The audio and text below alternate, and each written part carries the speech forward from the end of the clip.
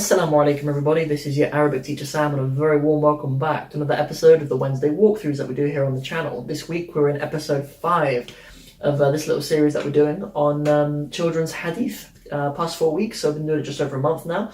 And so we're back to it today inshallah. Today we're doing a hadith on the sweetness of Iman.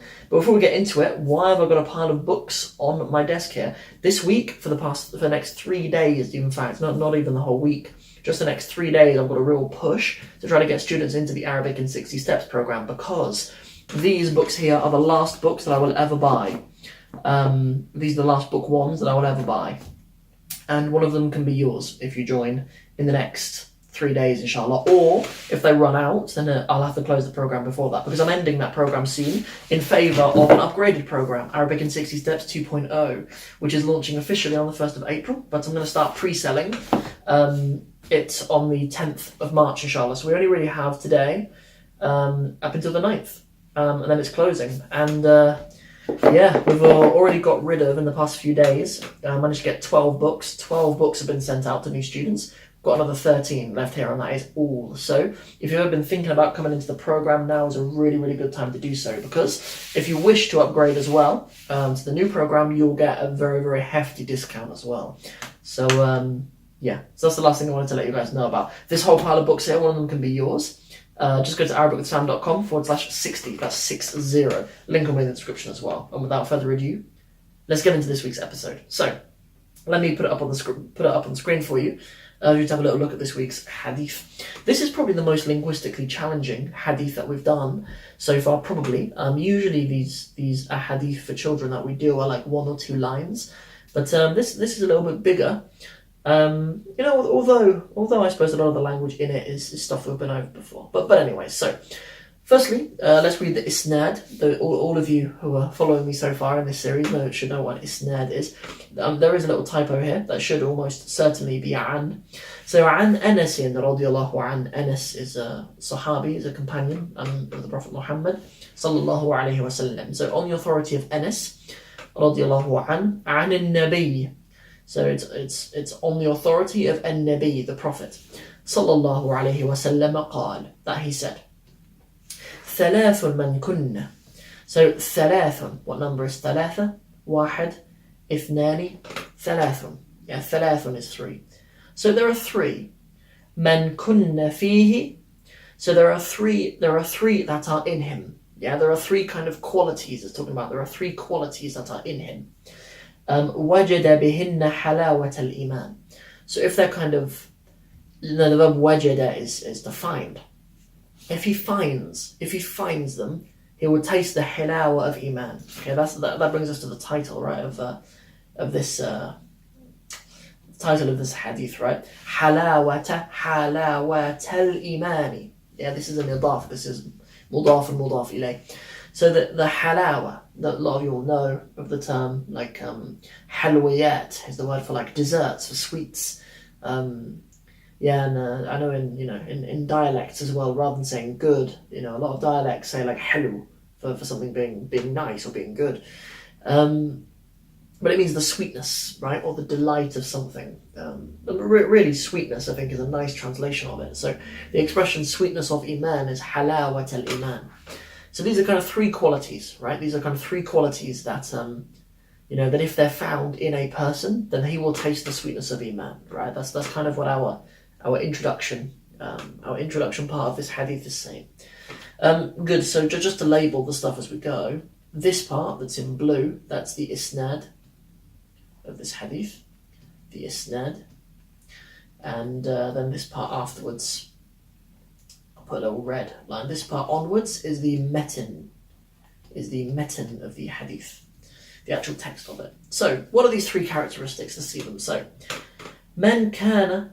So we're reading from here, okay? من كان الله ورسوله أحب إليه مما سواهما. So that's the whole first attribute, okay? So من كان الله ورسوله.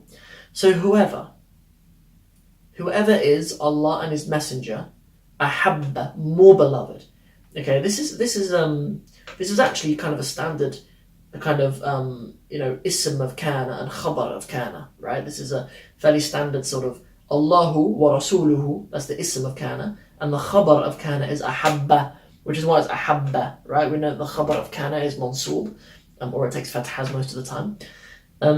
So whoever Allah and His Messenger are more beloved, ilayhim, to him, ilayhi. So whoever Allah and His Messenger are more beloved to Him, mimma siwahuma. Okay, so mimma is a kind of a joining together of min and ma. So more beloved than what siwahuma. So yes, I mean, yes, the term sawa and siwa and siwak are to do with sort of being equal, right? Like, so it's saying, like, you know, whoever Allah and His Messenger are more beloved than anything else, is really what it's saying. Nothing else has equal love than those two things, right? No, they don't love anything more or equal to the way that they love Allah and His Messenger. That's an individual who would taste the sweetness of Iman. So that's the first one, right? That's the first one. The second one is this: وَأَنْ يُحِبَّ الْمَرْأَ لَا يُحِبُّهُ إِلَّا لِلَّهِ. I'm pretty sure that should be لِلَّهِ. It might be a small typo there. But, okay, so this is the second characteristic. وَأَنْ يُحِبَّ, and that he loves. Okay, an is the reason why it's yuhibba rather than yuhibbu. And that he loves, al-mar'a. This means a man, right, al-mar'a. And it's actually the masculine version of al-imra'a. You know, we see the word imra'atun to mean a woman, but a rajul isn't really the masculine of that, is it? You know, we usually use the word rajul for man, but actually the masculine of imra'atun is mar'a. Yeah, is mar'a, or usually mar'un, but in this case al-mar'a. So whoever loves a man, okay, لا يحبه إلا لله. So he loves a person. He loves a person, but he doesn't love him except for Allah, right? That's what's kind of being said here. لا يحبه. He doesn't love him إلا except لله, except for Allah. That's just the way of saying, like, he loves that person for Allah's sake. That's what it means, right? When we have this elif here as well, there's not really any reason for us to say Allahi here. It only really makes sense to me if it's lillahi. So, I think that's a small typo. Okay, and then here's the last one. Here's the last of the three characteristics of the people who will taste the sweetness of Iman. وَأَنْ يَكْرَهَهُ. Yeah, yakrah, the word kariha, yakrahu, is to dislike something. Hence we get the word makruh for something being disliked. So, and that he dislikes. أن يعود في الكفر, not إلى الكفر, في الكفر. So, and he dislikes or he hates that he returns in kufr, in disbelief. بعد أن, after that.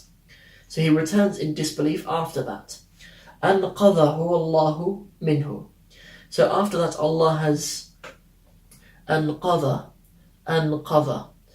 So yeah, anqadha is like to save from, I suppose, in this case. It's that after that Allah has drawn him out of it, or has saved him from it.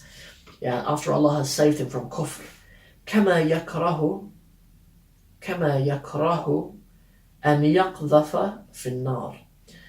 Yeah, so as he would hate that Allah has, yuqdhafa is he hates to go back to kufr, just as he would hate Allah to throw him in the hellfire, right? Yeah, and that's why it's and yuqdhafa, because it's n, right? And that's why it's finnari, because of the fi. Okay? And the kama, it just means kind of as if. Good. And that's everything, that's it. As I mentioned at the beginning, it's a little bit longer, and it requires a little bit more kind of linguistic variety than the previous ahadith that we're used to. But that's not a problem, as long as we're learning. So that's everything for this video. That's it. There's nothing left to say. I've already done my little pitch for you on how you can get hold of one of these books and how you can join the Arabic in 60 Steps program. There is opportunity for 13 more human beings to come on board, inshallah. I look forward to seeing 13 very special students among you on the program, inshallah. So that's everything for this video. Hope you enjoyed it. And if you did, don't forget to like and share it. And don't forget to subscribe to the channel if you haven't done so already. And I'll see you guys tomorrow actually for Grammar Time. We have a double barrel episode of Grammar Time tomorrow. We're doing episode both 9 and 10 tomorrow. So I'll see you guys then for Grammar Time. Assalamu alaikum wa rahmatullahi wa barakatuh.